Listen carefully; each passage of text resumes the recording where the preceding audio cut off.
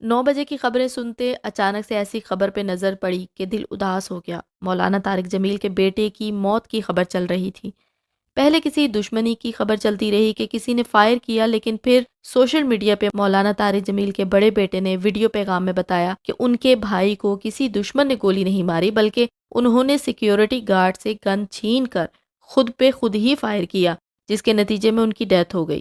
انہوں نے اس سارے واقعے کو ڈپریشن کا نتیجہ بتایا۔ مولانا طارق جمیل کا یہ بیٹا کچھ سالوں سے ڈپریشن کا شکار تھا۔ شاید کوئی گھریلو مسئلہ تھا، لیکن اپنے ویوز بڑھانے والے 2 کی 4 لگا لگا کر ویڈیوز بنا رہے۔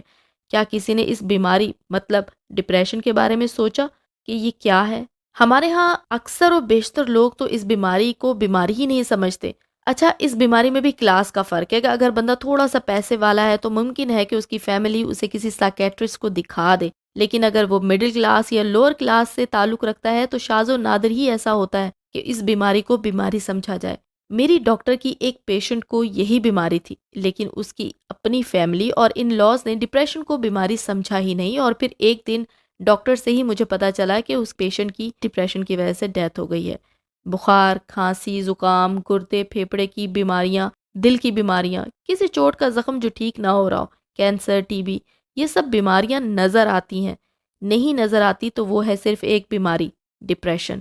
ہمارے گاؤں دیہات میں کسی کو ڈپریشن ہو تو اس کی تو ویسے ہی شامت آ جاتی ہے۔ سمجھا جاتا ہے کہ اس میں کوئی جن یا بھوت عاشق ہو گیا ہے، اور اس جن بھوت کو اتروانے کے لیے یہ مریض کو دم درود والی سرکار کے پاس لے جایا جاتا ہے۔ مردوں اور عورتوں دونوں کو ڈپریشن ہو سکتا ہے۔ دونوں ہی فزیکلی اور مینٹلی ایک دوسرے سے بالکل الگ ہیں۔ دونوں کی ذمہ داریاں الگ ہیں، اور سم ٹائم یہ دونوں کو ہونے والا ڈپریشن اور اس کی وجوہات بھی الگ الگ ہی ہوتی ہیں۔ ڈپریشن کے مریض مرد عام طور پر اپنی فیلنگ کو ایکسپریس نہیں کر پاتے، مطلب بتا نہیں سکتے وہ لوگوں کو۔ اچانک سے غصے میں آ جانا، چیزوں کو پھینکنا، چلانا کہ اپنے غصے کا اظہار کرتے ہیں۔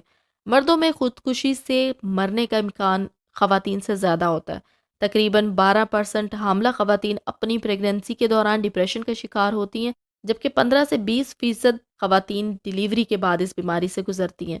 حساس لوگ یعنی کہ سینسٹیو لوگ ڈپریشن کا جلدی شکار ہو جاتے ہیں۔ مخلص لوگوں پر بھی اس بیماری کا اثر جلدی ہوتا ہے۔ نوکری، شادی شدہ زندگی، قرض اور آج کل مہنگائی جیسا ایلیمنٹ بھی اس بیماری کی وجہ بنا ہوا ہے۔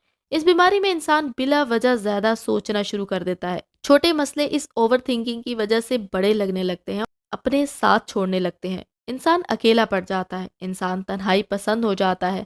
لوگوں میں بیٹھنا، ان سے گپ شپ مارنا، ان سب سے اسے کوفت ہونے لگتی ہے۔ وہ بس اکیلا رہنا چاہتا ہے، اور ایسے میں خود سے باتیں کرنا، رونا اور کئی بار چلانا شروع کر دیتا ہے۔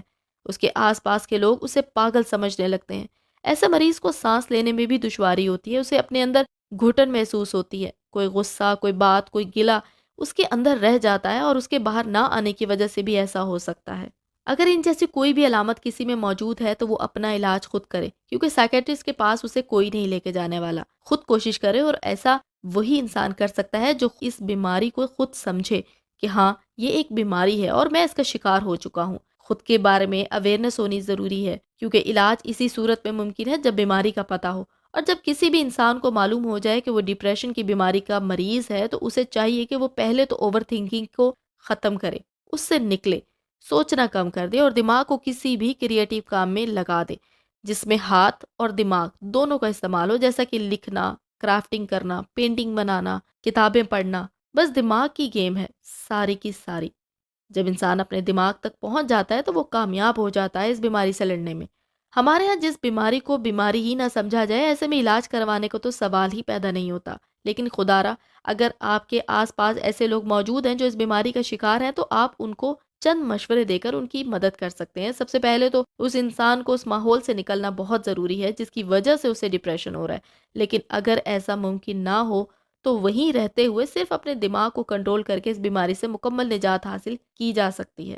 ایسے میں انسان کو چاہیے کہ وہ اپنے آس پاس کسی بھی سنسیئر انسان کو دیکھے جو اسے مشورہ دے سکتا ہو اور اچھا مشورہ دے سکتا ہو، اس سے اپنی باتوں کو شیئر کرے، اپنی فیلنگز کا ذکر کرے، لیکن ایسے میں اعتبار بہت سوچ سمجھ کر کرنا چاہیے۔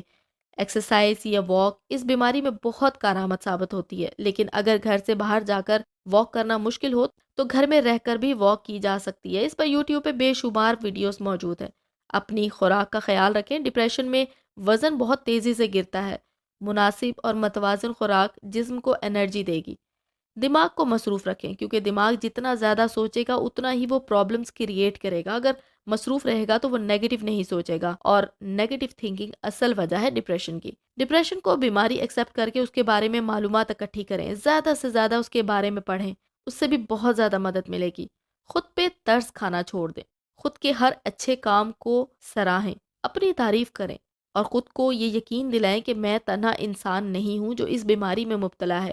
مجھ جیسے بے شمار لوگ اس بیماری کا شکار ہیں، اور اس یقین کے ساتھ اپنا علاج خود کریں کہ ہاں میں اس بیماری سے جلد نکل پاؤں گا یا نکل پاؤں گی۔ اللہ مولانا طارق جمیل کے بیٹے کو معاف فرما دے، وہ حواس میں نہیں تھا، بیماری میں تھا، اس نے جو قدم اٹھایا اللہ اسے اس کی معافی دے اور اس کی بخشش فرما دے، آمین ثم آمین۔